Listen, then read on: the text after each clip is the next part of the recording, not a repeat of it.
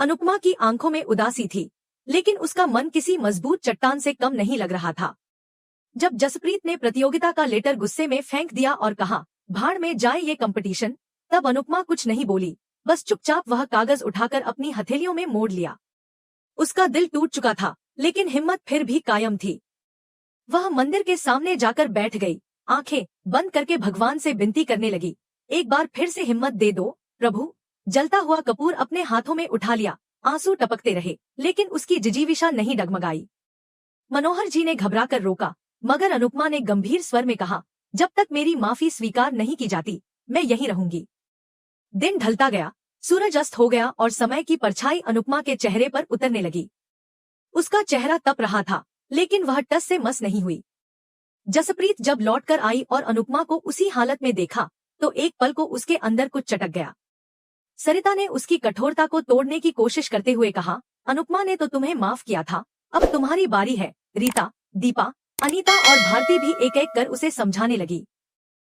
जसप्रीत की आंखों में आंसू आने लगे, उसका संकल्प पिघलता गया। वह कुछ देर तक चुप खड़ी रही, फिर धीरे से आगे बढ़ी। सरिता दौड़कर अनुपमा को पानी देती है और फिर एक एक कर सभी महिलाएं अनुपमा के पास आती हैं और माफी मांगती हैं। अनुपमा की आंखों से आंसू बहते हैं, लेकिन उनमें अब खुशी की नमी थी। वह कहती है, मैं जानती हूँ, मैंने आप सबका दिल दुखाया है, पर मेरी नियत कभी गलत नहीं थी। जसप्रीत आगे आती है, गले लगाती है और कहती है, मुझे भी माफ कर देना अनुपमा, अब मैं वाकई पूरी कोशिश करूंगी। इस भावुक पल में मनोहर जी मुस्कुराते हुए कहते हैं, अंत भला तो सब भला। अनुपमा बच्चों जैसी मासूमियत से पूछती है, क्या जसप्रीत ने मुझे माफ नहीं किया? और फिर वह कान पकड़कर खड़ी हो जाती है। जसप्रीत मुस्कुरा देती है और उसे गले लगाकर उसके जले हाथ पर मरहम लगाती है। अनुपमा मुस्कुराकर कहती है, अब सब बेस्ट होगा। सभी महिलाएं भावुक होकर उसके साथ अपनी नई शुरुआत की खुशी जाहिर करती हैं। उधर दूसरी ओर गौतम के जीवन में एक तूफान खड़ा हो गया था।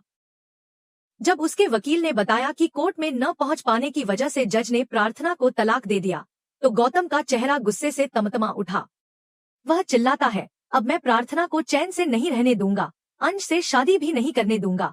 वहीं दूसरी तरफ अंश प्रार्थना को वादा कर रहा होता है, मैं तुम्हें और हमारे बच्चे को कभी अकेला नहीं छोड़ूंगा। दोनों एक दूसरे की बाहों में अपने भविष्य की कल्पना में खोए होते हैं, इस बात से अनजान कि गौतम उनके लिए एक नया नाटक रच रहा है।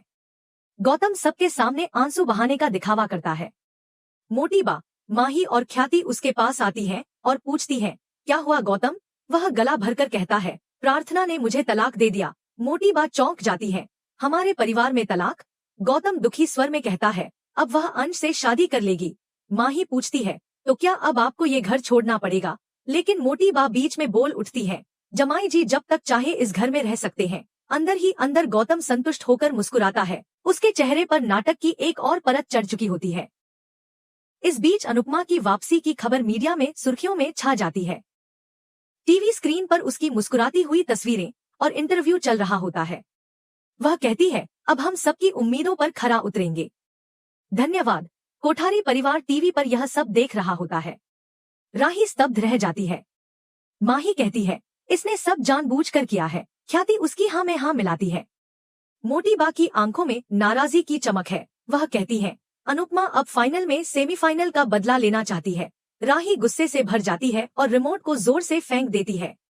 गौतम को यह सब देखकर अंदर से खुशी होती है। ख्याति राही के पास आकर उसे भड़काती है, तुम्हारी माँ तो शुरू से ही हमें बर्बाद करने में लगी हुई है। प्रेम राही को समझाने की कोशिश करता है, तुम सिर्फ अपने डांस पर फोकस करो। शायद मम्मी के अच्छे कर्मों की वजह से उन्हें यह मौका मिला है। लेकिन राही झल्लाकर बोलती है, तुम मम्मी की भक्ति करना बंद करो प्रेम। तुम्हें मेरी तकलीफ क्यों नहीं दिखाई देती? उधर अनुपमा अपनी टीम के साथ डांस की प्रैक्टिस कर रही होती है। बीच बीच में उसे राही का गुस्सा और कठोर शब्द याद आते हैं, लेकिन वह खुद को सहेजते हुए कहती है, अब मेरा फोकस सिर्फ मेरे लक्ष्य पर है। वह मुस्कुराकर फिर से नृत्य में रम जाती है। तभी राही प्रेम से सीधा सवाल करती है, तुम फाइनल में किस टीम के साथ हो? और फिर खुद ही कठोरता से कहती है, अगर तुम तय नहीं कर पा रहे हो तो मैं कर देती हूँ, मैं फाइनल मुकाबले में हिस्सा नहीं लूंगी। सब चौंक जाते हैं। राही एक तंज भरे स्वर में कहती है, सबको यही लगता है कि मैं सेमीफाइनल मम्मी की वजह से जीती थी, तो अब फाइनल से हटकर मैं उनका एहसान उतार दूंगी। प्रेम स्तब्ध रह जाता है।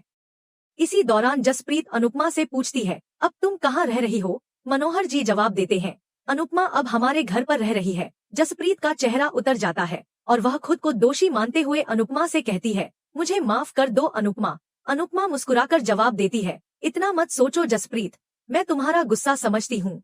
जसप्रीत की आंखों में पछतावे की नमी साफ नजर आती है। दोनों की आंखों में अब कोई शिकवा नहीं था, सिर्फ एक नया भरोसा और साथ चलने की उम्मीद थी। यह सब कुछ उस वक्त शुरू हुआ जब अनुपमा अपनी टीम को फिर से जोड़ने की कोशिश कर रही थी। सभी महिलाएं, जसप्रीत, रीता, दीपा और अनीता उसके विरोध में खड़ी थी, लेकिन अनुपमा हार मानने को तैयार नहीं थी। उसने हाथ जोड़कर विनती की, मेरी गलती की सजा खुद मुझे दो, अपने सपनों को नहीं। वह बार बार कहती रही कि यह मौका दोबारा नहीं मिलेगा, लेकिन जसप्रीत का गुस्सा नहीं थमता।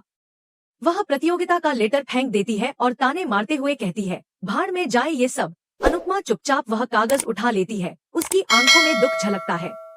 वह अकेले मंदिर के सामने जा बैठती है, आंखें बंद करके भगवान से प्रार्थना करती है, बस एक बार हिम्मत दे दो भगवान। खुद को साबित करने की भावना में वह जलता हुआ कपूर अपने हाथ में उठा लेती है।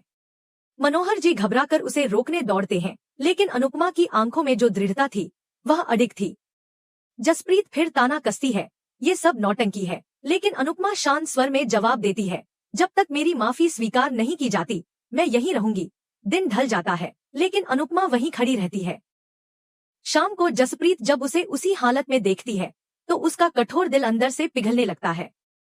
सरिता, भारती और बाकी महिलाएं भी उसे समझाती हैं। सरिता कहती है, अनुपमा ने तुम्हें माफ किया था, अब तुम्हारी बारी है। जसप्रीत की आंखें नम हो जाती हैं। अंततः वह धीरे से अनुपमा के पास आती है, पानी देती है और कहती है, मुझे भी माफ कर देना अनुपमा। अनुपमा उसकी आंखों में देखती है और मुस्कुरा देती है।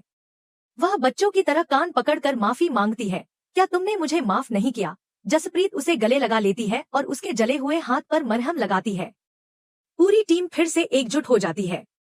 उसी वक्त दूसरी ओर गौतम को झटका लगता है जब उसके वकील से उसे पता चलता है कि कोर्ट में गैरहाजिरी की वजह से जज ने प्रार्थना को तलाक दे दिया है। गौतम गुस्से से बिफर जाता है, अब मैं उसे अंश से शादी नहीं करने दूंगा।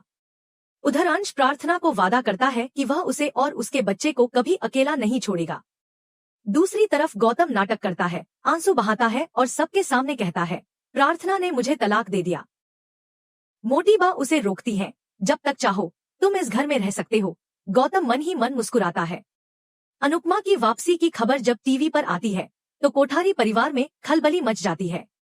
माही और ख्याति कहती है कि अनुपमा फाइनल में सेमीफाइनल का बदला लेना चाहती है। राही गुस्से में आ जाती है और कहती है, अगर सबको लगता है कि सेमीफाइनल मैं माँ की वजह से जीती थी तो अब मैं फाइनल से हट जाती हूँ। प्रेम उसे समझाने की कोशिश करता है, लेकिन राही उसे झिड़क देती है। अनुपमा को यह सब याद आता है, लेकिन वह खुद को संभाल लेती है। जसप्रीत पूछती है कि अनुपमा अब कहाँ रहेगी। मनोहर जी बताते हैं, वह अब हमारे घर पर है। जसप्रीत का चेहरा उतर जाता है और वह खुद को दोषी मानती है। सरिता टीम को असली मकसद की तरफ मोड़ती है, अब फाइनल की तैयारी होनी चाहिए। जसप्रीत कहती है, इस बार कोई गलती नहीं होगी। जब वह जोश में कहती है कि अहमदाबाद की टीम को उनके घर में हराना है, तब अनुपमा का चेहरा अचानक गंभीर हो जाता है। अहमदाबाद का नाम सुनते ही उसके अतीत की परछाइयां उसे घेर लेती हैं, लेकिन वह खुद से कहती है, अब मैं अतीत से नहीं भागूंगी। मनोहर जी उसकी आंखों में जुनून देखकर मुस्कुरा देते हैं। वहीं शाह हाउस में तोशु जोर जोर से हंसता है और कहता है, अब फाइनल अनुपमा और राही के बीच है। बाबूजी खुश होते हैं, लेकिन लीला ताने मारती है, माँ होकर बेटी से मुकाबला कर रही है। बाबूजी गुस्से में कहते हैं, बात दोनों की है। अंश जिद करता है, मुझे अनुपमा से मिलना है, लेकिन लीला उसे रोक देती है। बाबूजी फिर से फटकारते हैं। अनुपमा रिहर्सल में सभी महिलाओं को मोटिवेट करती है, हमें अपने लक्ष्य पर ध्यान देना है। तभी सरिता उदास होकर कहती है, अब मेरी जरूरत नहीं रही। अनुपमा उसका हाथ पकड़कर कहती है, टीम का हिस्सा सिर्फ स्टेज पर डांस करने वाला नहीं होता, तुम हमारी टीम में हमेशा रहोगी। सरिता की आंखों में आंसू आ जाते हैं। अनुपमा कहती है, तुम हमारी मैनेजर बनो।